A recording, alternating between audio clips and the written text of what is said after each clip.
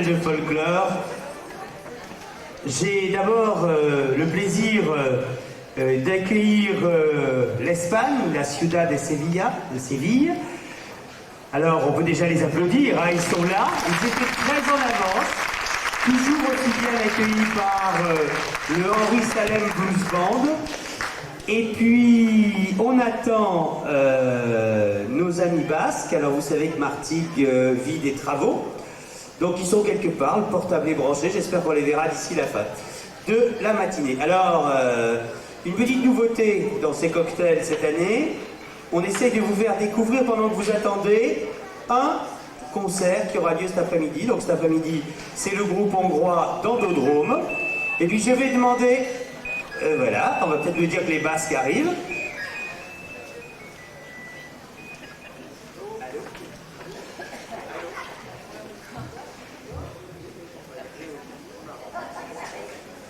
Alors, du côté, hier j'ai oublié de vous dire, on va réécouter un petit bout de notre générique. Parce que notre générique, il a une histoire, et hier je ne vous ai pas présenté le disque.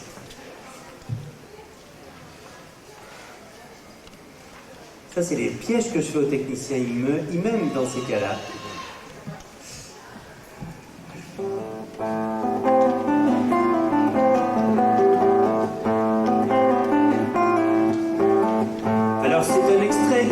Qui a été fait par quelqu'un qui est un ami du festival, qui est Pedro Aledo, qui a travaillé avec nous plusieurs fois, et c'est un extrait qui s'appelle Taranuniu avec le groupe corse Cinqueso. Alors je vous en laisse écouter 2 minutes.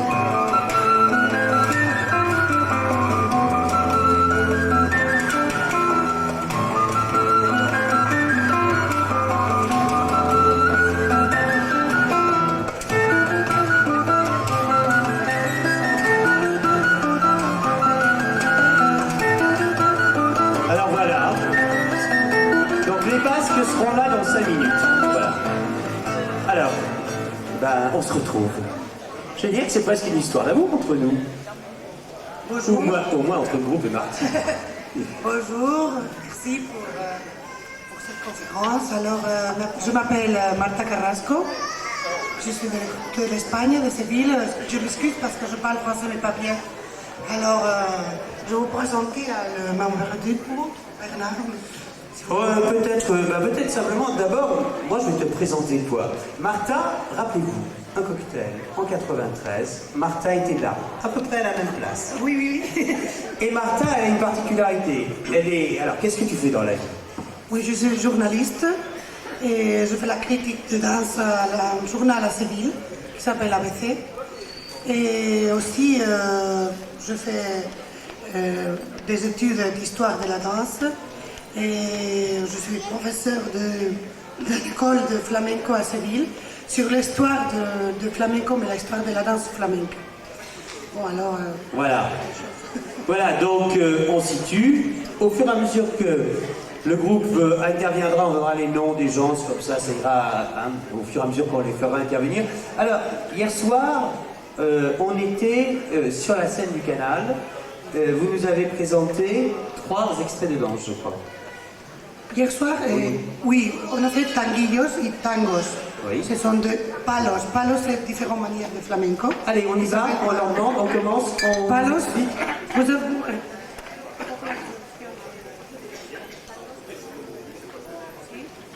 Alors, à la guitare, qui est-ce que nous avons? Nous avons la guitare et chamorro. Bon, alors, est nécessaire que oui. Tout ensemble. Oui. ¿Puedes cambiarte, José Luis?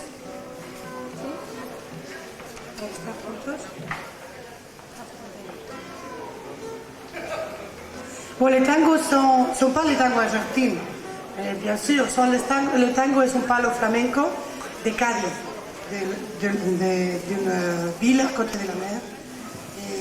C'est une chanson de fête, pour la fête, c'est très amusant. Et avec rime. Pour nous, le rime est différent de les compas. Vous savez, c'est différent le rime et les compas. Compas, c'est une chose plus que le rythme. Alors, c'est difficile à expliquer. C'est difficile à expliquer en français. Ouais. Bah, vous allez peut-être nous le faire entendre. Ouais. Et la caja, la percussion qui s'appelle caja. La percussion, vous nous la montrez? Oui, puedes mostrarla. Muéstrala.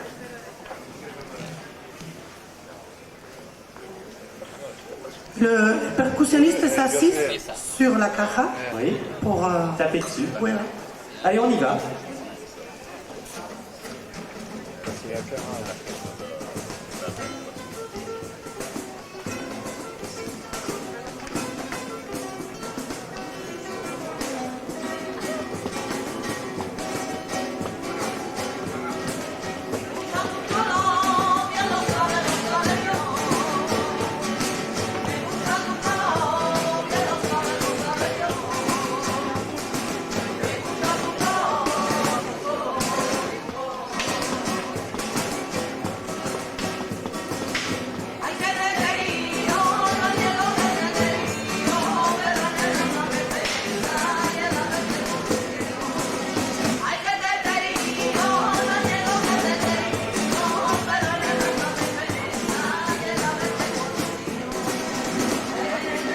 Ah, c'est tout. C'est ça les commences de gauche. Oui. Et après, il y a 2 ou 3 lettres. 2 Oui, 3 notes. parole. Et après, c'est un rythme de tangos et tanguillos. D'accord. Il y a un mélange de tangos et tanguillos. Alors, quelle est la différence entre le tango et le tanguillos? Le tanguillo plus régional, plus folklorique. Oui. Et le tango est plus flamenco. Alors, ils peuvent nous faire juste un petit bout de tango, juste un petit à la guitare peut-être, et puis un petit bout de Ça, c'est tanguillos. tango. Ça, c'est tanguillos. C'est des différents rythmes. Et un petit peu de tango, Un peu de tango. pour voir la différence.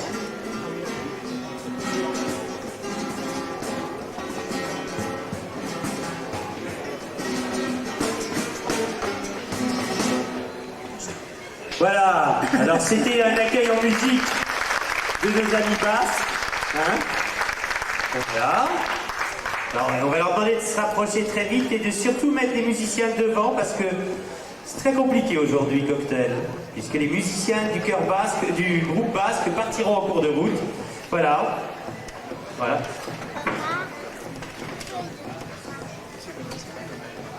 Alors, on improvise, on continue pendant que nos amis basques s'installent. Donc, votre groupe a combien d'années d'existence? 22. 22 ans. Et alors, votre méthode de travail, comment vous faites? Normalement, nous avons des chorégraphes pour faire la chorégraphie des différents palos du flamenco, mais chorégraphes très importants de l'Andalousie, comme Javier Latorre, Mathilde Coral, Maria Pajes, Manolo Marín. Ce sont des professeurs et chorégraphes d'Andalousie pour faire les différentes chorégraphies de tangos, alegría, los palos de flamenco. Alors, on va reparler un petit peu de tout ça. Ces chorégraphes, le chorégraphe qui est avec le groupe actuellement s'appelle aujourd'hui. Le directeur est Joaquín Crespo-Estino. Et il est en train de répéter avec le reste de la troupe parce qu'il avait quelque chose à mettre au point, donc il viendra nous rejoindre en fin de matinée. J'accueille le groupe basque. Et on s'excuse des problèmes de transport, mais on a une ville qui s'embellit. Alors, tu te présentes, tu nous présentes en 2 minutes le groupe. Claudio Retagoyena, donc Très fort. Hein. directeur artistique de la compagnie Marizzoli. Le groupe qui est marqué en ce moment est composé de trois ensembles en fait. La compagnie Marizzoli qui vient de Bayonne, un groupe souletain Ergue Chopitac qui vient du petit village de Laro en Soule, province très retranchée dans l'intérieur des Pyrénées.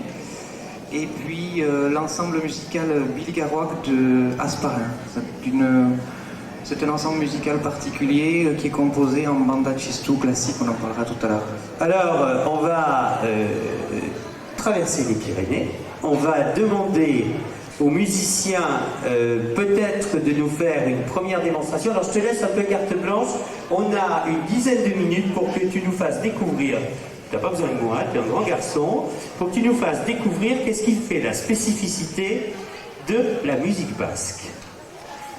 Alors bon, Joanne va en parler plus facilement que moi, puisqu'elle est donc dirigeante de l'ensemble musical. Ce que vous allez entendre là, c'est un instrument vraiment typique du pays, qui vient en fait des provinces biscayennes et guipuscoanes. C'est une flûte à 3 trous qui est fort ancienne, puisque le premier modèle a été retrouvé dans les grosses districts au Soselaya il y a de ça 27 000 ans. C'est vraiment l'instrument qui accompagne le danseur en Pays Basque. C'est l'instrument par excellence. Il fait partie des instruments des flûtes à 3 trous, qui est très répandu en Europe. Et cet instrument a évolué énormément dans le temps, et on en a fait un instrument qui effectivement accompagne traditionnellement les danseurs d'une façon tout à fait, je vais dire, traditionnelle, dans le sens de musiciens non formés et non éduqués, mais aussi c'est un instrument qui a su se transformer pour exécuter donc des pièces beaucoup plus classiques, puisque le tchistou rentre maintenant, en tout cas chez nous, dans les compositions d'orchestre et dans les orchestres de chambre, etc., et dans les spectacles donc de nature très très classique. Alors, on vous laisse faire. Si vous avez des commentaires, je suis là. Donc la pièce qui va être jouée, c'est un fandango, donc c'est une pièce tout à fait traditionnelle et harmonisée donc à une manière assez classique.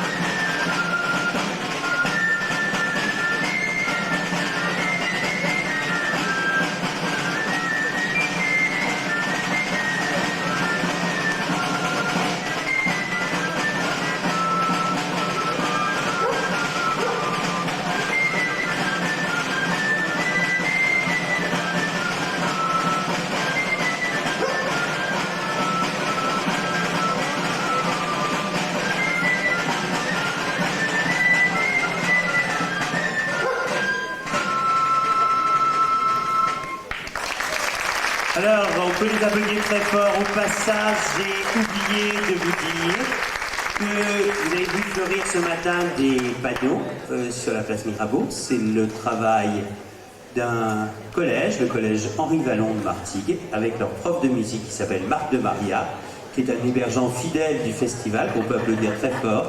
Et à sa manière, il a voulu reprendre ce que nous avions fait certaines années avec Peuple du Monde, mais à travers un travail de recherche musicale sur Internet, avec ses élèves. Alors on revient à vous, puisque vous allez nous guider. Alors je vous laisse la parole. Un autre exemple musical. Puis tout à l'heure, j'ai demandé à nos amis espagnols de réagir sur le fandango qui viennent donc. Mais après. Oui, donc dans la famille des flûtes à 3 trous, c'est certainement la flûte qui a donné naissance au tchistou. C'est certainement la forme la plus ancienne. Et donc c'est une flûte que l'on retrouve partout dans le pays, surtout le piémont pyrénéen, qui s'accompagne d'un tambour à cordes. On le trouve, c'est l'instrument d'excellence en soul. Il est aussi de notoriété en Navarre et en labour, souvent accompagné en labour et en Navarre par l'instrument qui est le violon.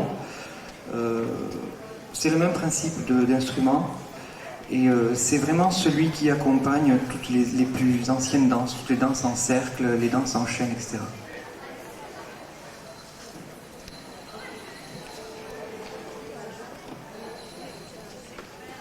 Donc ce qu'elle va jouer, c'est une partie d'un vieux branle qui vient après ce qu'on appelle le contrapage, en l'Etijaustia. Et c'est la partie où les danseurs solistes viennent se présenter devant Andele Tadiauna, c'est-à-dire les meneurs du branle, le monsieur et la dame.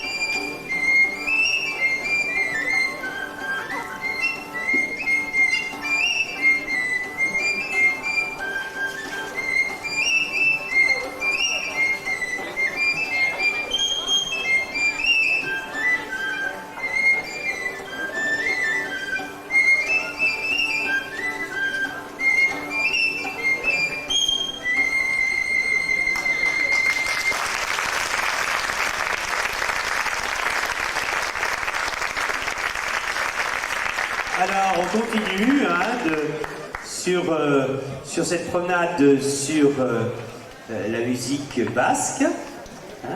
Et encore et puis après, on ira, quand on va faire un tour sur la musique espagnole, et puis on en discutera. Mais vous voyez, c'est les contraintes du fait que nos artistes sont très pris pendant le festival, puisque nos amis basques doivent être à 11h et quelques minutes à une animation. Donc voilà. Alors là, on va découvrir un autre instrument. Oui, donc pour établir des contrastes et puis pour varier un petit peu ce qu'on a besoin de montrer de la culture basque, Donna va, pendant qu'elle chauffe son instrument, va faire une petite démonstration de cornemuse.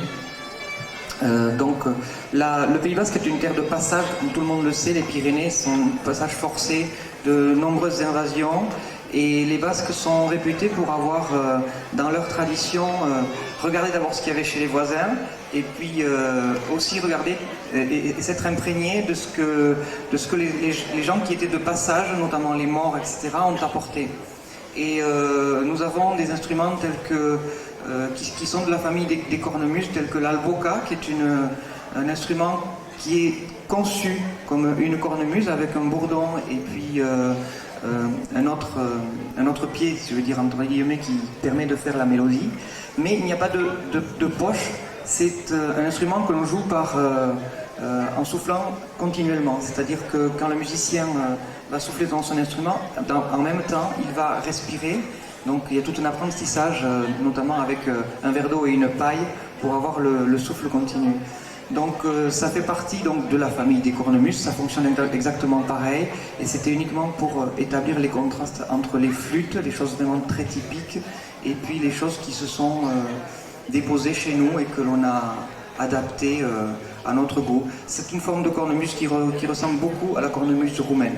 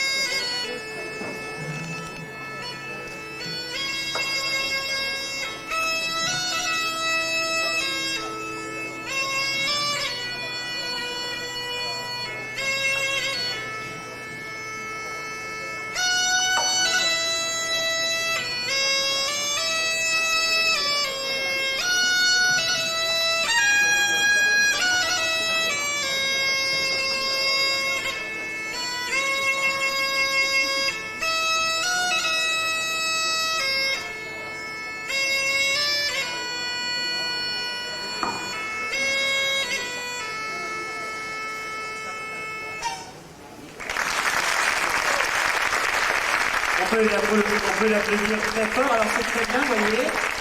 Elle s'appelle Johanna. Elle a perdu son bac. Merci. Voilà. Alors, dernier, parce que je veux vraiment ne pas... Est-ce que sur un peu de musique, on peut avoir une petite esquisse d'un pas, ou tu peux te débrouiller après sans des musiciens? Allez, fais un petit fandango. Alors, pendant qu'ils vont faire leur fandango, vous réagissez de voir qu'est-ce que ça vous... Tu leur traduis, hein? Qu'est-ce que ça vous évoque? Est-ce qu'il y a des choses que vous ressentez pareil? Est-ce qu'il y a des choses de différents? Fandango, c'est le même mot. Hein? Hein? Alors, on laisse commencer nos amis basques. Ils font un fandango. Si à un moment ils ont envie d'intervenir, c'est la règle du jeu. Hein? Voilà, c'est ça les cocktails. Au niveau de la danse, ce que je vais proposer, bon, le fandango en fait c'est quelque chose qui vient pour nous plus de l'Aragon. C'est pas encore quelque chose qui est de chez nous, c'est encore pour conforter ce que j'ai dit tout à l'heure par rapport à la cornemuse.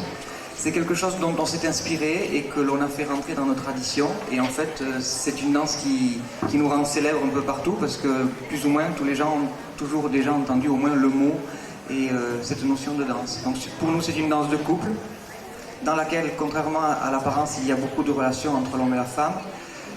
Il y a beaucoup de variétés de fandango en Pays Basque. Les premières qui sont très, très traditionnelles, très, très plaquées au sol, et les plus récentes qui servent notamment aux organisations de concours, puisqu'il y a une notion de concours de fandango. Le Basque est quelqu'un qui a toujours aimé le défi, le sens du défi. Donc c'est une danse aussi qui s'est transformée au fur et à mesure de ses exécutions et on peut arriver à présenter des palettes de formes de danse de fandango très différentes, très plaquées sur le sol ou très aériennes, c'est-à-dire très classiques en fait. Donc ce qu'on va essayer de faire, c'est que la danseuse va danser toujours sur le même registre et moi je vais essayer de varier dans les pas pour donner 2 ou 3 petits exemples de différences sur les mêmes pas.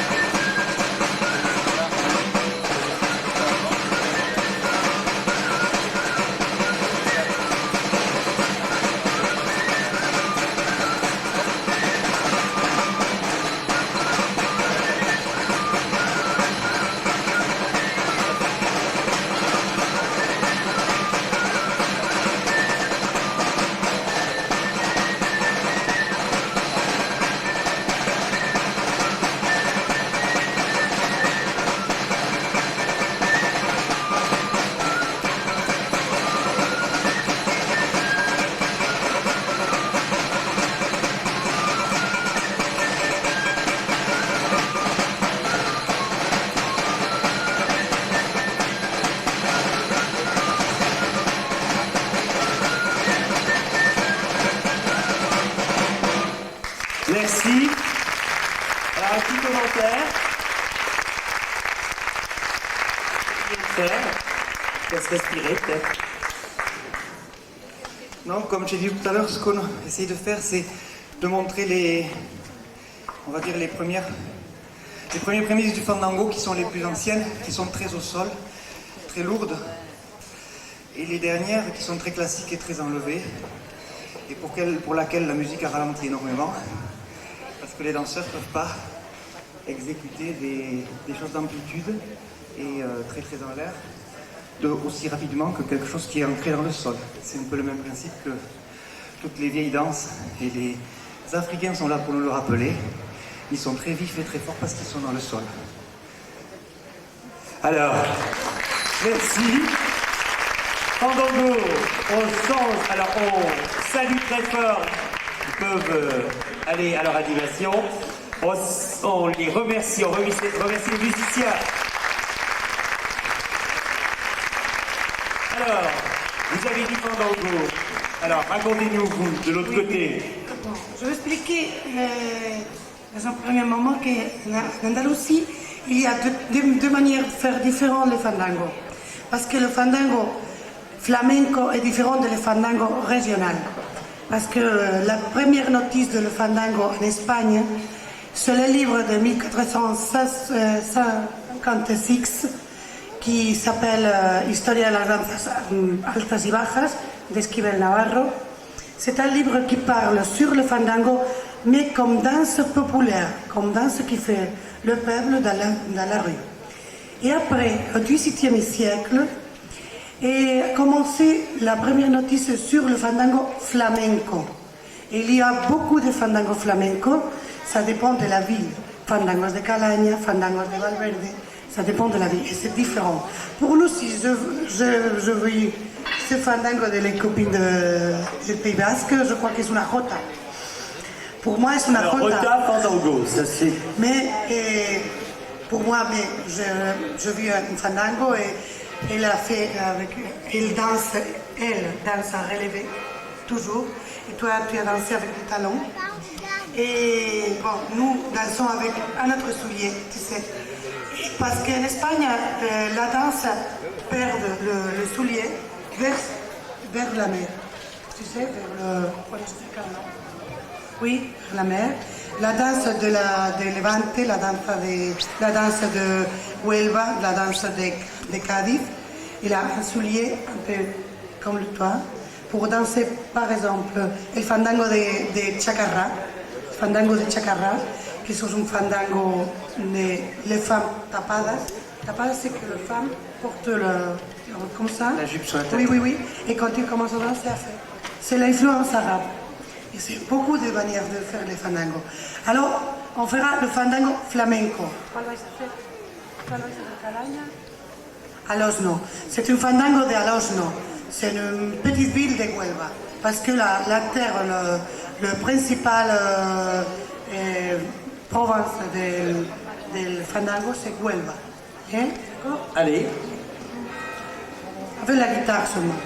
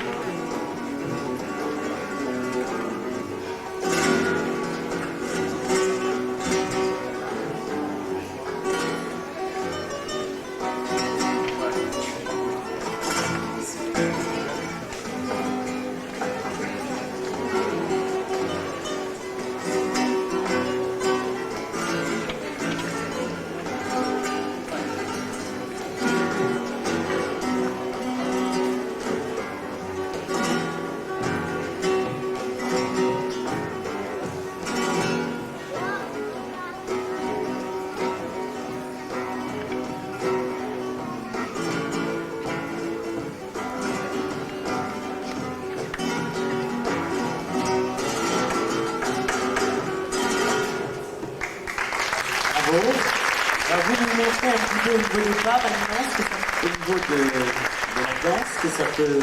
Bon, la danse flamenca, le fandango ne danse pas. Normalement, le fandango flamenco, il lance le fandango régional. Alors, mais pas le folklore. D'accord. Même pas le flamenco. Le flamenco, c'est seulement pour la chanson. Seulement pour la chanson. Oui, oui, la chanson et la musique. Ta réaction, Claude, ce que tu viens d'entendre?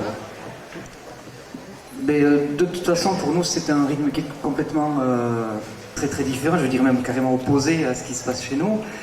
C'est vrai que nos fandangos, ou nos jotas, parce que nous avons des jotas, et hier nous avons fait la jota et Tafaya, et c'est un petit peu la même histoire, c'est chaque village a la sienne, a sa particularité. C'est déjà le besoin de s'affirmer dans la danse, c'est-à-dire presque le besoin de création de chaque village de sa danse. Mais pour nous, c'est vrai que le premier réflexe, c'est chercher si ça marche, parce que c'est la même dénomination. Mais je pense que cette dénomination de fandango, faut pas chercher beaucoup à comprendre, hein, dans la tradition, surtout nous on le vit souvent, dans des traditions qu'on a récupérées un petit peu de l'extérieur. Les termes sont venus, et souvent les termes sont venus par erreur. Je veux dire que si ça s'appelle fandango, c'est tout simplement parce que c'est le terme qui est tombé là, et c'est pour ça que ça n'a rien à voir avec le fandango qu'on vient d'entendre ou qu'on pourrait voir. Ça serait plus, de toute façon, nous le fandango, c'est plus dans le sens de la jota. Donc pourquoi fandango, ça c'est... Je sais pas, je crois que bon, il y a des livres qui dit que le fandango c'est la danse la plus ancienne d'Espagne. Mais également que la zarabanda, la chacona, c'est des différentes danses. Alors, mais pas c'est le fandango actuel en Andalousie. Parce qu'en Andalousie, il y a un problème, ou non, on verra. Parce que le flamenco est très très très fort, et normalement le flamenco a mangé le folklore. Et ça, c'est que le travail des groupes folkloriques est séparer et conserver les danses folkloriques et faire le flamenco, bien sûr. Mais l'influence du flamenco est fort, même dans la sévillane. Par exemple, la sevillana, c'est une danse de Séville, et tout le monde danse la sevillana. Originalement, sont seguidillas manchegas, seguidillas de Castilla, qui, quand arrivent en Andalousie, ils se transforment pour le flamenco à la sévillane que nous faisons maintenant. Est-ce que vous pourriez, en allant avec des danseurs, nous montrer un peu cette évolution De la sevillana. de la sevillana? Bon, est-ce que la seguidilla manchegas, nous ne les dansons pas parce qu'ils sont très différents. Ils dansent avec ça, avec des souliers sans talons. Ils sont très différents. Ils dansent avec de flottes, avec non avec la guitare. Mais je peux montrer la sevillane, bien sûr. Alors, vous nous montrez la sevillane? Oui. Premièrement, nous faisons la sevillane, mais avec les castagnettes. Oui. Bon, pour nous, les castagnettes sont palillos. Palillos, en Séville, sont palillos, non castagnettes. Alors, allez au milieu. Para Allez, on y va. Tu peux nous suivre, hein, si tu veux. Alors, dans notre région espagnole, les palillos, los castañuelas, mis dans este dedo. Doigt. C'est toi. Et c'est comme ça. Mais non en Andalousie. En Andalousie, c'est ici. Et jamais c'est comme ça. La castagnette est derrière la main. Hein? Et alors, premièrement, quand la petite fille qui apprend de faire les castagnettes, premier doigt, cool.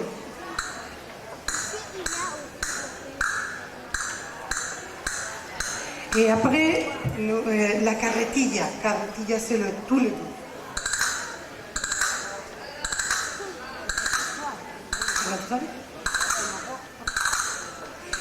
Et après qu'on fera ça, semaine, et le bras.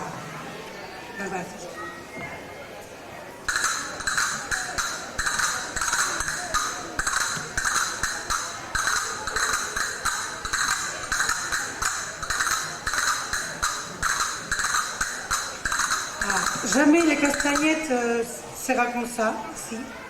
Jamais. Toujours en bas. Toujours, mais jamais ici. Et après, beaucoup de fois, beaucoup de semaines. Et si personne veut...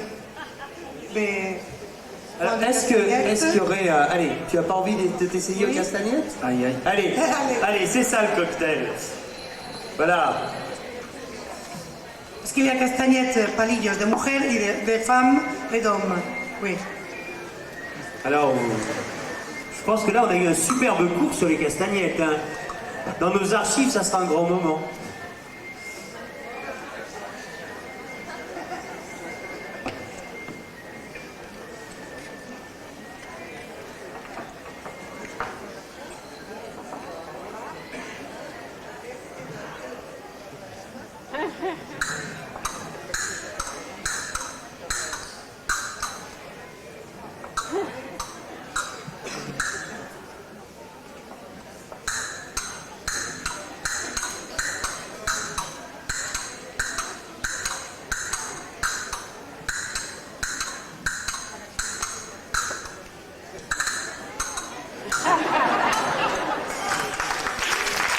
Bon, Claude, tout ça.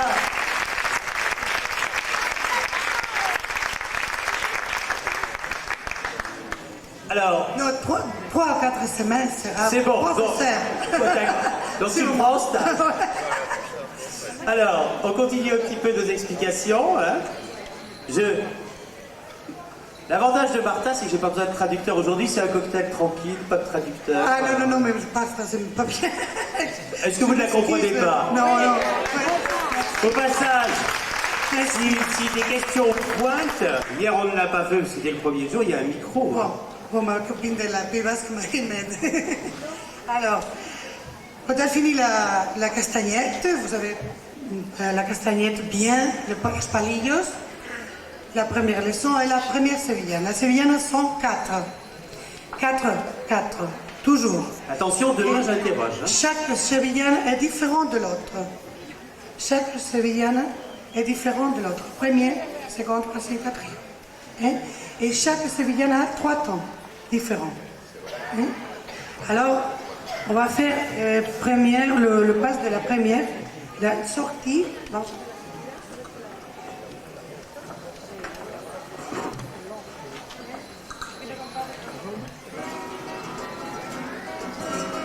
Seulement avec les pieds.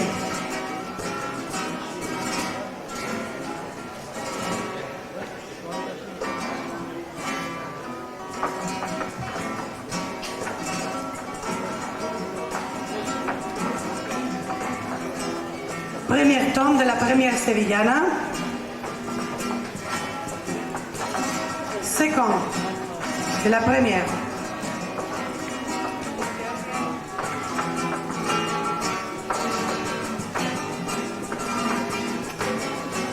Et la troisième.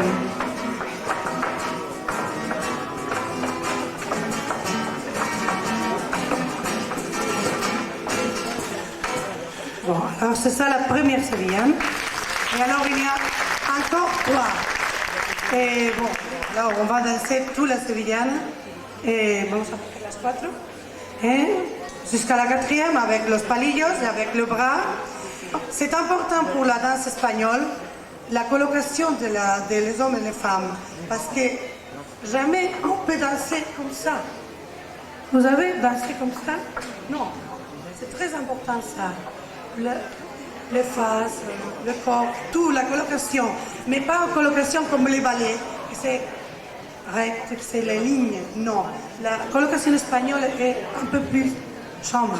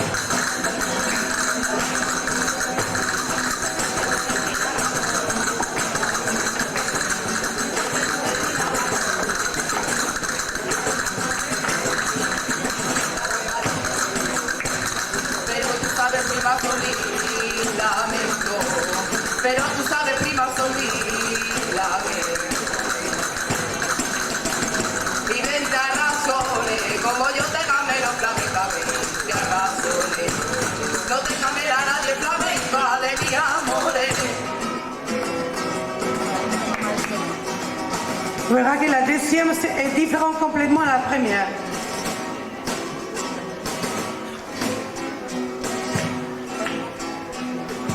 Para que no tenga WhatsApp, no tenga WhatsApp. Para ti considera no tenga WhatsApp. Para ti considera no tenga WhatsApp. No tenga WhatsApp. Que son grandes duquelas las que me abrazan. Que son grandes duquelas las que me abrazan. Y 20 razones, como yo te camelo flamenca, 20 razones. No te camela nadie flamenca de mis amores. La troisième.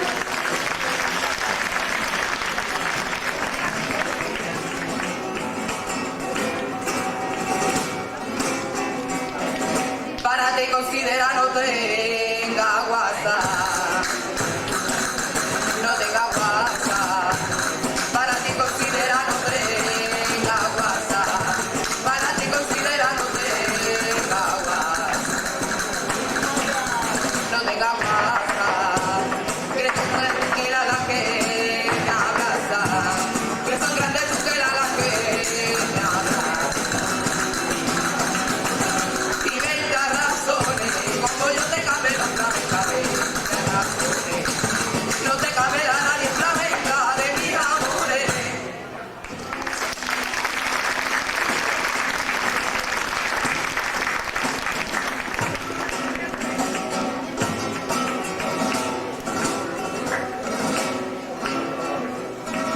Que tiene ese cariño que nunca muere. Que nunca muere.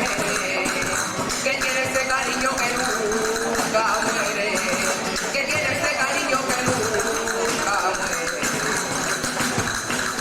Que nunca muere. Si me clavas puñales me duele.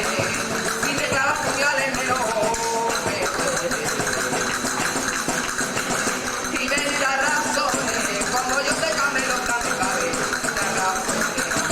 No te camela nadie flamenca de mis amores.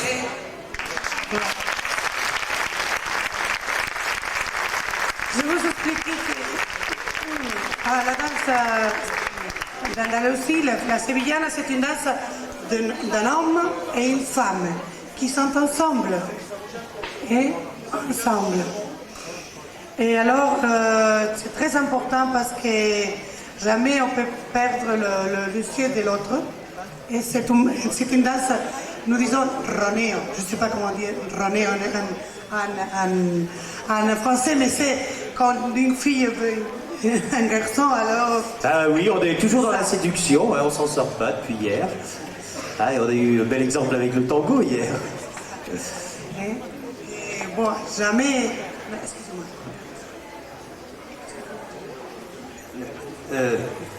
Moi, ce que j'aurais dit tout à l'heure, pendant qu'on discutait, Non, c'est pour... Martha nous a dit qu'un des pas Oui. d'une des sévillanes, Oui. je n'ai pas bien écouté Pas débat, ça, pas débat. hein, qui C'est s'appelle comme- le Paso de Basco. pas des Basques. de Alors, Basques. j'ai pris je me suis tourné vers Claude en lui disant tu t'y retrouves dans ton pas. Alors Claude, il a réagi. Et on retrouve le fond, mais ça se passe déjà autre part avec le pas de basque et saut de basque, notamment en danse classique, puisque on a cette terminologie en danse classique, ce qui veut dire pour nous que on avait une terminologie et on l'a toujours d'ailleurs, qui est en basque et qui s'est francisée peu à peu. Ça veut dire que nous avions nos propres règles, que nous avions et que nous avons aussi que nous avons conservé certaines traditions, donc notamment en soul et en guipuscoa, où on est très très proche de la danse classique, où les pas ont donc des noms et avec lesquels on fait des danses de solo et qui sont exactement construites comme les variations classiques. Et on peut voir ça un petit peu, on peut nous en montrer un petit peu, et puis voir le pas de basque fait par nos amis sévillans. Alors, je pense que Panchika peut en parler aussi parce qu'elle est la directrice de l'école de danse Marizzoli.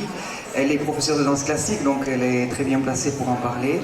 Et ce que je voulais ajouter aussi, c'est que dans tous les derniers travaux qui se sont faits sur l'étude un petit peu de la danse basque et la relation avec la danse classique, on sait que les Basques ont apporté les seaux dans la danse classique. Les danseurs biscayens ont apporté les seaux. Et c'est certainement pour ça, à l'origine du ballet, quand les maîtres à danser ont fait appel à des danseurs de diverses régions, notamment du Pays Basque, tout ça s'est imprégné, une fois de plus, et c'est certainement pour ça que c'est resté dans le jargon de la danse classique. Oui, il faut savoir que sous Louis XIV, donc le roi Soleil, qui était vraiment le roi Soleil parce qu'il avait été dans un ballet lui-même le Soleil, et il imposait son pouvoir politique par la danse. La danse avait une place peut-être beaucoup plus importante dans la société, une place politique. Et il y avait à cette époque-là 18 danseurs guipuscoans, donc du Pays Basque, du côté espagnol actuellement, et qui étaient là-bas et qui ont laissé effectivement toute cette nomenclature au niveau du ballet. Alors on peut voir là la différence entre le pas classique, qui est-ce qui se lance entre le pas classique et le... Ah, c'est l'origine qui se lance. Bon, moi je ne vais pas faire le classique, je vais faire simplement ce qu'on a nous dans la tradition guipuscoane, qui s'appelle l'awari, et qui est donc proche, on pourra peut-être faire une juxtaposition, on décompose un petit peu, on arrive à retrouver le fond du pas en fait. D'accord.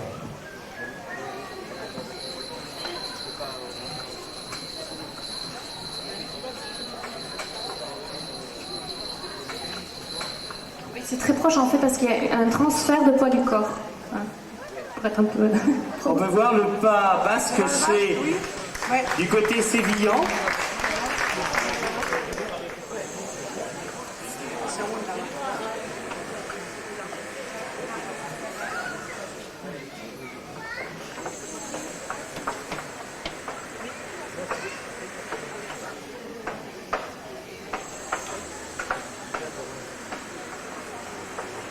Ouais, alors dans les deux cas, je ne sais pas si vous avez remarqué, mais les danseurs restent en arrière. Ouais. Alors qu'en classique, le changement qu'il y a eu, c'est que le danseur va en avant. Oui.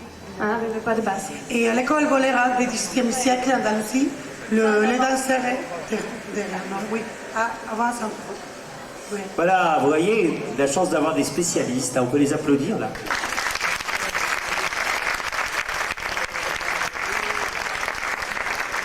Alors, des influences communes, des choses différentes. Moi, j'aimerais bien peut-être que tu as vu cette leçon de ces quatre sévillanes qui se sont succédées. Tu réagis comment? Qu'est-ce que ça te renvoie à quoi par rapport à la tradition que tu portes? Vous avez beaucoup parlé de codification à un moment. On a l'impression que du côté, j'allais dire, de Séville, il y a des écrits, il y a plein de choses. Côté basque? Côté basque, il y a très peu d'écrits. Il y a des témoignages de célébrations de fêtes. Nous avons une danse qui est très fortement rituelle en Pays Basque. C'est-à-dire que bon, c'est une danse d'hommes, essentiellement d'hommes, jusqu'au début de ce siècle. Parce qu'elle est rituelle et parce que la danse en Pays Basque est un phénomène social d'intégration du jeune homme et c'est un phénomène en fait de formation. La danse n'est pas uniquement je veux dire amusement ou quelque chose pour le plaisir, ça sert en Pays Basque à l'éducation. Donc à partir d'un certain âge, on forme physiquement le danseur. C'est pour ça que les danses basques d'hommes, il y a des danses basques de femmes, sont très expansives et très très acrobatiques. Alors, on réagit, cette fonction de la danse, j'allais dire d'homme, du côté de Séville, ça donne quoi? Tu as compris ce qu'il vient de nous expliquer? Comment tu réagis à ça? Donc, la danse en Espagne, en Andalousie, c'est une danse pour la fête. C'est une danse pour la fête, c'est pas comme le danse de la guerre qui est les danses anciennes du Pays Basque ou les danses pour faire les salutations comme la Orescu, mais c'est seulement pour la fête. Mais la danse folklorique, parce que dans le flamenco il y a deux différentes danses, ça dépend de la chanson. Par exemple, le martinete, que c'est une danse très sérieuse, c'est une danse non, pas la joie, mais c'est très très très sérieux. Mais le danse de Cadiz, Jerez, la boleria, le tango, c'est une danse pour la fête, seulement pour la fête. Alors, moi je vais demander à Claude, est-ce qu'il pourrait nous parler un peu de cette danse rituelle que tu viens d'évoquer? Est-ce que tu pourrais nous en faire un petit bout de démonstration peut-être? Elle est rituelle tout simplement dans le sens que, pour continuer à ce que j'ai dit tout à l'heure, on est dans un système donc, de formation et c'est vrai qu'il y a, pour moi, on va dire pour simplifier, deux formes de danse en Pays Basque. Les danses en ligne, qui demandent en général 8 danseurs, ou 12, qui sont séparés en deux parties. Une partie, on va dire, gymnastico-chorégraphique, puisque c'est quand même quelque chose de technique et en même temps très très acrobatique à certains moments. Et la seconde partie avec une intervention de matériel tel que bâton, épée, etc., etc. Alors pour quitter le chemin folklorique, dans la pratique des bâtons et des épées, etc., il faut y voir surtout un rapport à la mythologie, notamment l'épée étant le lien direct avec tout ce qui est métallurgie, profondeur de la terre, etc. etc. Maintenant, c'est vrai que le folklore a fait que certains d'entre nous ont raccroché ça à des dates précises, à des faits de guerre, etc. On a toujours besoin, l'être humain a toujours besoin de se raccrocher à des choses très précises. Nous avons une danse qui parvient jusqu'à nous, on ne sait pas de quelle manière, depuis un moment qui est très très reculé. Bon, le Pays Basque a sa mythologie, elle est très très importante, comme les Grecs, etc. Et elle se répercute dans la danse. Ce qu'on a donc dans les danses en chaîne, après, c'est-à-dire une fois qu'on a exécuté l'apprentissage du danseur et notamment la formation, je veux dire, on va introduire ce danseur dans la danse en chaîne. Et la danse en chaîne, c'est les formes de danse anciennes que l'on retrouve dans toute l'Europe, avec un meneur. Et cette danse fait aussi office de, je veux dire, d'acte juridique, puisque c'est le maire ou même des fois le prêtre qui va introduire les jeunes garçons qui sont maintenant suffisamment formés sur la place du village. C'est un petit peu comme le baccalauréat à l'heure actuelle, c'est un examen, on passe devant le jury et les anciens reconnaissent ou non la valeur de ces jeunes à travers la danse. Et donc ils seront, c'est eux qui vont boucler la boucle, c'est-à-dire eux ils seront à ce moment-là, à partir du moment où ils seront rentrés dans la chaîne, capables de maîtriser socialement, politiquement, économiquement, etc. Tout le village. Alors, explication fort intéressante. Nous avons dit quelque chose pour illustrer ce que tu viens de dire. Qu'est-ce qui justifie, je veux dire, par des pas, tout ce que tu viens de nous évoquer là? Oui, alors bon, les danses en ligne sont souvent acrobatiques. Les danses en chaîne sont souvent plus majestueuses et sur le sol. Et les danses en chaîne sont aussi l'occasion de l'inclusion, de l'introduction des femmes dans la danse, puisqu'elles ne participent pas. D'accord. Donc il y a un protocole dans la danse en chaîne qui fait qu'elle commence par les hommes et on invite les jeunes filles choisies par les danseurs eux-mêmes à la danse et on leur fait ce qu'on appelle aurescu, c'est-à-dire la révérence par exemple, et c'est aussi le slow ou le tango de notre temps en fait. Allez, on veut voir un petit peu. Alors il n'a pas de musicien, hein, je crois qu'on peut les... Alors, il a ses petits grelots qui l'aident. Hein. Oui.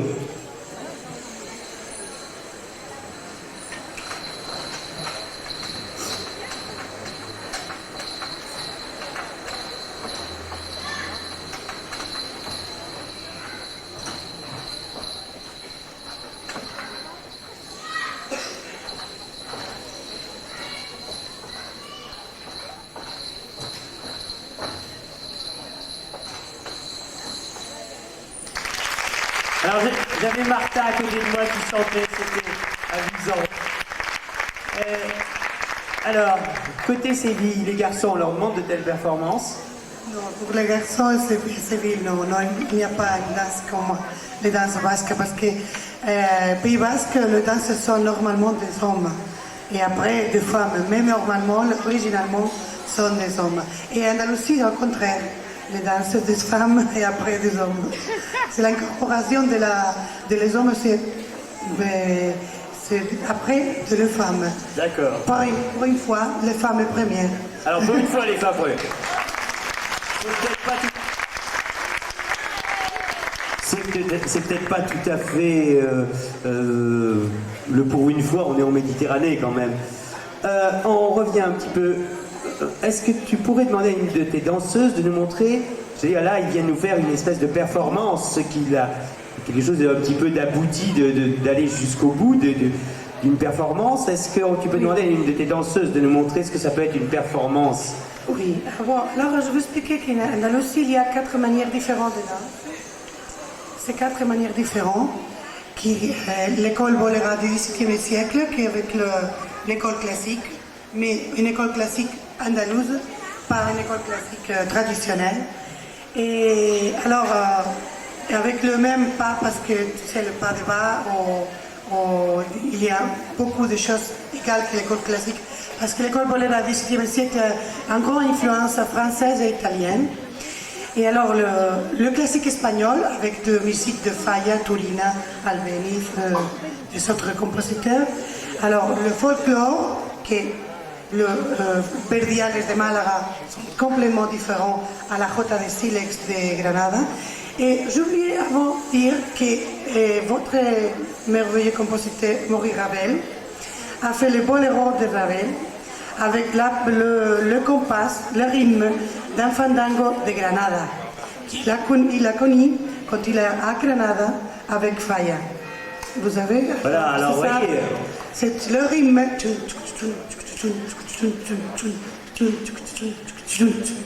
C'est un fandango de Granada. Originalement, après, il a fait une grande musique complètement différente. Il a fait une musique fantastique, mais originalement, c'est un fandango de Granada, fandanguillo granadino, et qu'il a connu un voyage à Granada. Bon, après le folklore, il y a le flamenco. Et le flamenco, ça, c'est ce que nous faisons normalement.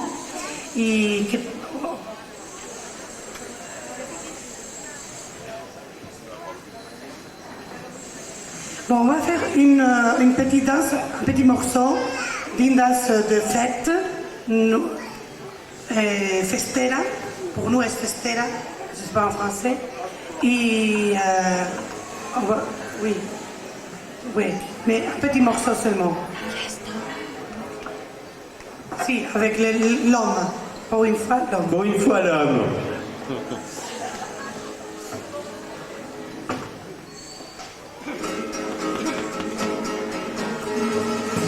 Bulerías, originalement de Jerez.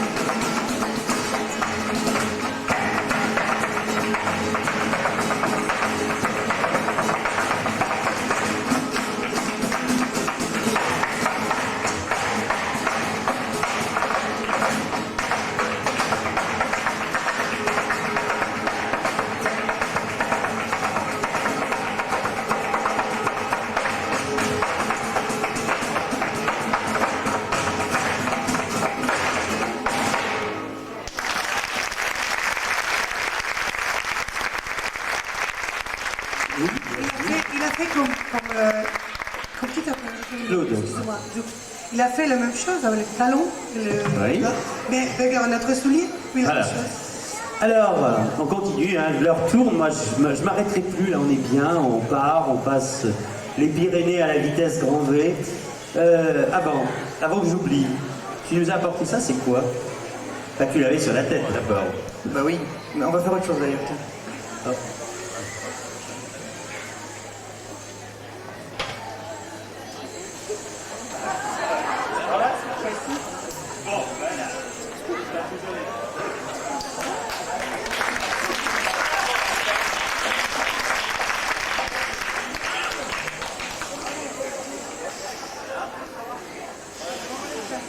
Alors l'explication maintenant, Qu'est-ce qui m'arrive? Si j'ai ça sur la tête, qu'est-ce qui m'arrive? Oh, rien de grave, en fait, c'est ce qu'on appelle une tiare. On n'en connaît pas l'origine, en fait. On a retrouvé des gravures turques avec des éléments de costume très très semblables à cette tiare. C'est un élément de costume qui se porte surtout en province de Basse-Navarre au moment des carnavals. C'est un costume de carnaval, c'est un costume rituel, parce que le carnaval c'est vraiment un rite, ça tout le monde le sait. Le costume rituel en Pays Basque est blanc. Alors ça me fait toujours, je ne peux pas m'empêcher de faire le rapport avec le rituel de la fête, qui est en fait un sens que l'on a perdu. Le rituel de la fête, quand on va aux fêtes, la fiesta de Pamplona, les fêtes de Pampelune, les gens sont en blanc. Et en fait, sans savoir, ils sont encore en costume rituel et ils accomplissent sans savoir ce rituel de la fête. Donc en général, en Pays Basque, les hommes qui dansent des danses rituelles sont avec un costume de dominante blanche. Et puis, les costumes de carnaval sur lesquels il y a énormément de choses qui viennent orner, pardon. Vous voyez, le cocktail fonctionne. Le costume, en fait, c'est un petit peu le même sentiment qu'en Afrique, c'est les gris-gris. Hein, par exemple, le miroir, c'est un repousseur de sorts, les grelots aussi. Et je pense que ça, c'est pas de l'universalité, c'est pas de la spécificité, c'est de l'universalité, c'est tout le monde pareil. Et donc voilà, c'est un costume de carnaval. On dit que le volant, tant qu'en Basse-Navarre, doit avoir l'allure du feu. Donc je pense que les rubans, les couleurs, etc. donnent effectivement cette image très forte. Alors Bernard dansera, non? Maintenant, non? Oui, maintenant il va falloir danser, non? danser. Maintenant. Alors avec un élément de costume basque et puis un petit peu de musique espagnole. Une question, est-ce que dans le costume, puisque là, vous voyez, on a enchaîné assez vite, au niveau, on est en face, quand vous dansez, devant un costume qu'on connaît, qui n'a presque pas de mystère, mais je suis sûr qu'il en a quand même. Non, le costume de Séville, c'est ça, c'est le traje flamenco. Traje flamenco. Mais je vous dis que c'est l'unique costume régional qui a cette... chaque année change, c'est différent. Parce que, par exemple, cette année à la Feria de Sevilla, los lunares, ça. Les points. Ouais, les points. Et l'année dernière, le fleur. L'autre année, 2 ou 3 volants, comme ça. Et cette année, un seul mot. La prochaine année, 3. Il change. C'est l'unique. Parce que c'est un costume régional qui tout le monde a chez sa maison. Et j'ai 3. Combien de costumes? ¿Cuántas tienes tú? ¿Cuántos trajes de flamenca tienes? ¿Tu casa? 4. Et là, 4. Mais pour la fête, non pour le groupe. Pour la fête, particulièrement. Hein? Chaque femme a des costumes, 3, 4 pour el Rocío, la Feria de Sevilla, pour las romerías, c'est différent. Et c'est le costume typique de Séville. Et à Cordoba, c'est différent, un peu différent. Et à Malaga aussi, mais c'est le costume. Et après, nous avons le costume pour l'école Bolera, qui c'est une inspiration classique, et comme ça, avec dentelle, plus classique, plus comme le danseuse, vous vous rappelez Fanny Hessler, la Taglioni, ou Petra Camara, comme les anciens peintres. Alors, c'est un costume différent. Et pour les hommes, c'est igual. Pour les hommes, c'est le pantalon plus haut. C'est le pantalon, mais pas comme tous les pantalons à la ceinture, non, un peu plus haut, comme ça. Et le pied, les souliers avec le talon pour faire les zapateadas, hein, comme les femmes. Bon, il change parce qu'il y a beaucoup de costumes, mais le typique sévillan est assez. Alors, on va passer maintenant au costume basque. Hein, voilà. Le costume d'homme, tu nous l'as un petit peu présenté. Tu nous présentes le costume. Bon, celui-là, il y a une variété incroyable de costumes en Pays Basque. J'étais venu en 94 avec un groupe qui avait un vestiaire de 750 costumes. Donc ça donne un petit peu l'ampleur. C'est un costume qui vient vraiment de la zone pyrénéenne. C'est un costume de montagne qui est à base de lin et de laine. C'est des costumes qui sont très très lourds. Le principe du costume d'apparat, c'est un costume pour sortir. C'est comme nous, le costume du dimanche ou le costume pour aller à la noce. On se fait plus beau que d'habitude. Donc c'est un costume d'apparat. Il est constitué en général de 2 jupes. Une jupe qui est retroussée sur l'arrière. Et ce qui fait sa spécificité, c'est c'est un type de boléro, mais en général, elles portent des vestes manches longues dont le devant est décoré avec les morceaux de chasuble de l'église que les prêtres donnaient aux femmes du village quand elles étaient un petit peu fatiguées, peu usées. Et elles en faisaient les ornementations du devant de leur veste. Et les tabliers d'apparat, les tabliers de grandes cérémonies, étaient taillés dans les bas des aubes. Donc c'est pour ça que c'est de la dentelle très très fine. C'est une chose très fragile que les filles n'aiment pas porter parce qu'elle s'accroche partout. Les couturières du festival tout à l'heure, regardez ça avec un œil. Vous savez, on est une équipe de gens qui petites mains au festival. Elles regardaient ça, voilà, avec vous. Alors on parlait tout à l'heure de jupes qui se retroussaient sur la tête et en Navarre et etc. Ça se fait aussi.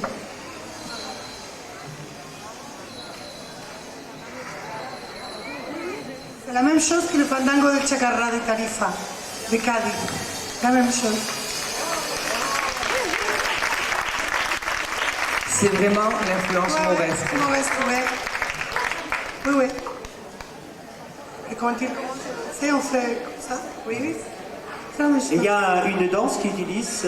Oui, il y a une danse de femmes en Navarre, dans le village d'Urdiain, où les femmes se présentent avec la jupe sur la tête. Et c'est un cercle autour du feu de la Saint-Jean. Et en fait, c'est une espèce de prière pour que les blés, l'herbe, le blé qui a été semé, qui vient de sortir, l'herbe devienne blé, en fait. Voilà. Bon, la climatologie est très importante, hein, parce Oui. qu'ici à Séville, c'est impossible. Oui. Non. Et ça, c'est encore... on a triché, parce que c'est 2 fois plus épais que ça. Je peux montrer d'autres façons de lever les jupes. Bon, les classiques, c'est comme ça. Il y en a une qui est très particulière.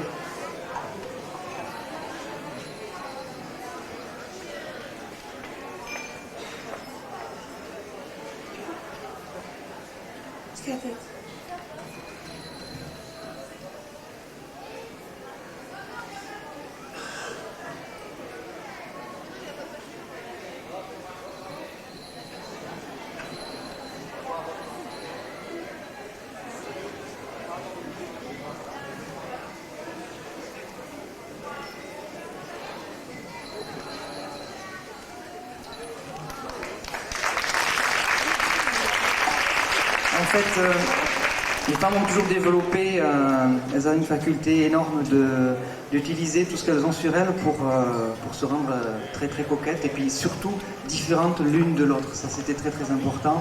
Ce que les groupes folkloriques ont complètement balayé de leur système de vision, etc. Puisque le folklore, c'est vraiment l'uniforme. Et ça, c'est peut-être un petit peu dommage parce que la façon de se vêtir, c'est important. C'est aussi un mode de vie. Alors, moi, je crois que je m'arrêterai plus là aujourd'hui. On s'en va. Avant de conclure, on a la chance d'avoir 2 groupes. On va demander donc aux gens en costume de retourner à leur place et on a des chanteuses et des chanteurs. Donc on va commencer par les chanteurs basques qui vont venir nous rejoindre. Voilà. Et puis après, le chanteuse espagnol qu'on a déjà entendu. Alors, monte, démonter. Alors, on essaye de travailler sans micro, hein, si c'est possible, sinon on aidera un peu, hein, mais voilà, à vous de voir. Bon, en Pays Basque encore, il faut savoir que les femmes en Pays Basque, je veux dire ça parce que c'est très important, parce que on aura soit des coups de sifflet des dames et des applaudissements des hommes, et là on s'en sort plus. Dans le droit basque, il y a une chose très importante, c'est que la femme a un statut particulier, elle a le droit d'aînesse. C'est aussi quelque chose qui nous arrive de tout notre monde très ancien, mythologique, c'est que la déesse, la divinité mère en Pays Basque, c'est pas de sexe masculin, mais c'est de sexe féminin, c'est Marie. La déesse mère en Pays Basque, c'est Marie, M-A-R-I, et pas Marie, la Vierge, etc. Bizarrement, elle a quand même beaucoup de relations avec la Vierge. Elle est antérieure et elle a beaucoup de relations. Elle se présente aux abords des grottes, elle est de couleur dominante blanche, elle rayonne, elle est comme un astre et elle a un serpent à son pied, etc. etc. Donc c'est assez troublant. Et la femme a un statut particulier dans le droit d'aînesse, c'est-à-dire qu'elle a le droit d'héritage et on fait attention de ne pas marier un aîné et une aînée parce qu'autrement on perd une maison. Parce que la notion en Pays Basque, c'est la maison.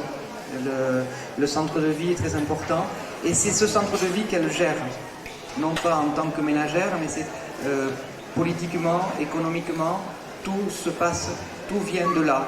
Même si les hommes gèrent politiquement le village, si c'est eux qui apparaissent sur la place publique, c'est elle qui gère de l'intérieur de la maison. Donc ça c'est très important, c'est pour ça qu'elle ne participe pas à la danse, parce que la femme en Pays Basque a une formation qui est plutôt mentale que physique. Donc c'est ça qu'on retrouve en Pays Basque, beaucoup de danse d'hommes et très peu de danse de femmes. La femme n'apparaît pas dans les lieux publics et on peut dire qu'il y a encore une trentaine d'années, dans certains villages retranchés, on ne voyait pas les femmes rentrer dans les auberges ou dans les bars. C'était comme ça faisait partie de la tradition. Donc quand on va parler de chant, c'est un petit peu la même chose. Les chœurs et les chants en Pays Basque, c'est une histoire d'hommes, une fois de plus. Ce qui n'empêche pas que les femmes dansent à l'intérieur des maisons, qu'elles chantent à l'intérieur des maisons, et des fois même bien mieux, et sur des choses bien plus belles que les chants d'hommes. La spécialité de la femme, c'est la berceuse. Alors, à propos des chants d'hommes, hein, je vous rappelle quand même que samedi, on a le chœur Aérobicanta qui chantera à 17h30 sur cette place Mirabeau pour la grande fête basque. Tout ce qu'on a dit, on vous en a pas reparlé, mais toute cette journée de samedi où il y aura tout ce travail sur la force et tout. Alors, je crois qu'on va voir maintenant.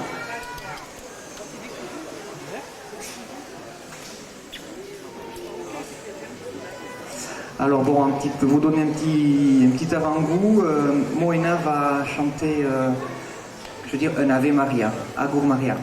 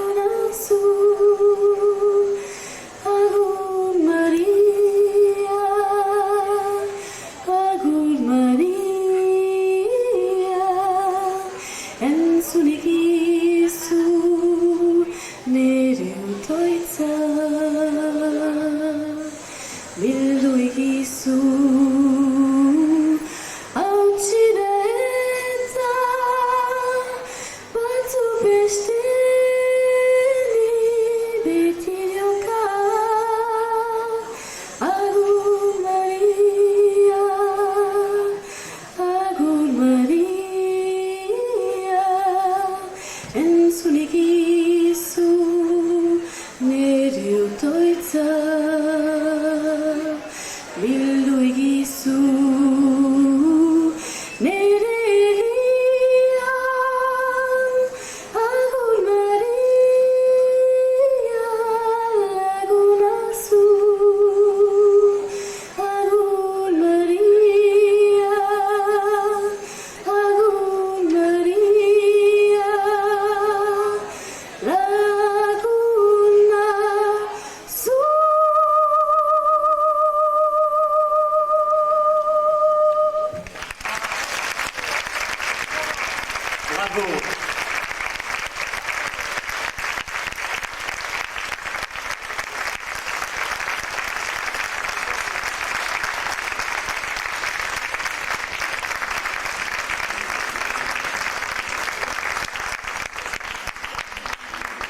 et on laisse le cocktail se poursuivre tout seul. Oui. Voilà. On va faire pour tout le monde et pour le Pays Basque. Et on fera una boleria. C'est une chanson, una rumba, excusez-moi. Una rumba, c'est une chanson, une danse que nous faisons dans toutes les fêtes, et qui est pour s'amuser, seulement pour s'amuser. Tout, même si vous voulez danser. Alors, si vous voulez danser, on peut peut-être, et si on se levait tous, hein, on se lève tous, et allez, on change nos habitudes. Allez, vous me suivez avec les micros, vous prenez les micros, les techniciens, les musiciens, vous restez, vous pouvez... On va finir le cocktail autour. Pendant ce temps, vous rangez vos chaises, gentiment. Voilà, on va se rapprocher de ce côté. Oui. Voilà, vous les mettez sur le côté et ça se finit autour du cocktail.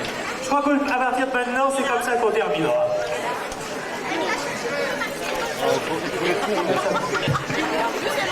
Allez, voilà, on vient nous rejoindre autour du cocktail. Vous voulez retourner les chaises, a demandé Michel pour le concert cet après-midi. Pendant ce petit moment, je vous rappelle que cet après-midi, vous aurez vous avez un visage et des mots. Ah, je vais retrouver mon visage et des mots avec le Brésil sur la place Comtal à 16h. Vous aurez ici à 17h30 Endodrome et vous aurez une passerelle ce soir à 19h45 avec le Mexique. Alors, Brésil, la capoeira à 16h.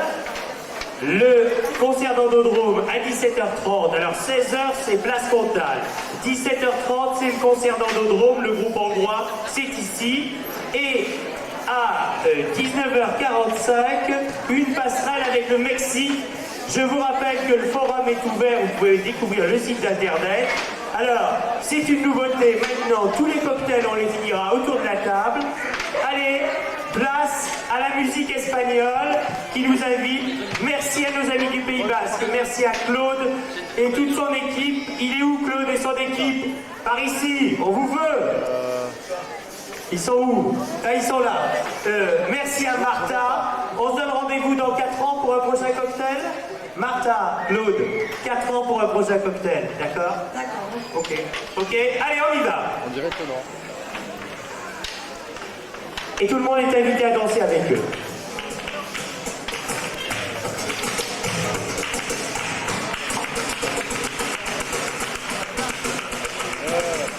Oui, il y a celui-là. Faut pas les ranger.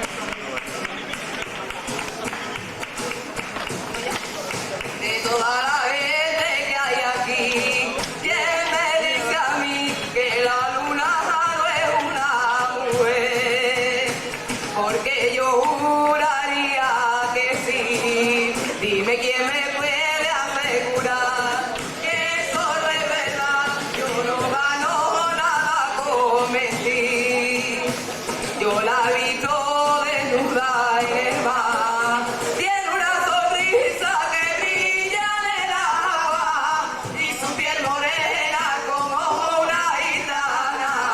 Reina de la noche y en el firmamento vive enamorada y el sol es su dueño. Yo la vi toda sola con el sol, haciendo el amor como una mujer. Y después, cuando todo acabó, con la misma pasión, lo hicieron otra vez.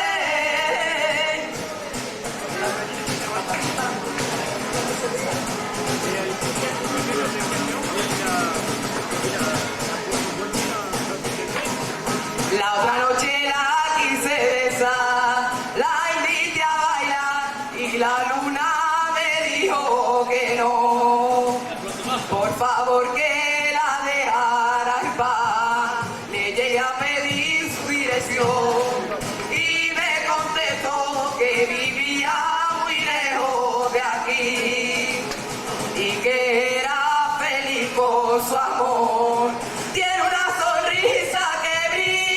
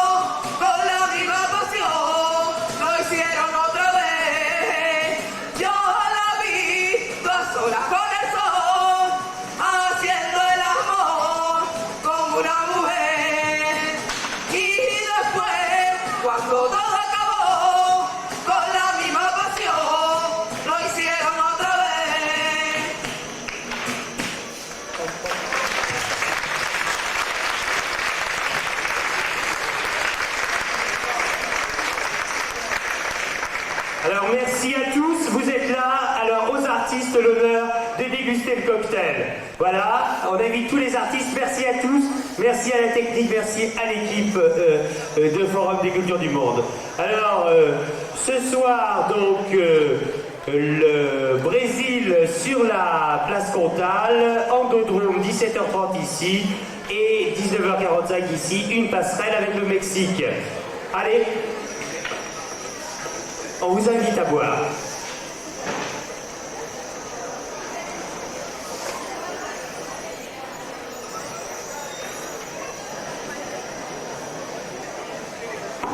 Vous pouvez vous joindre.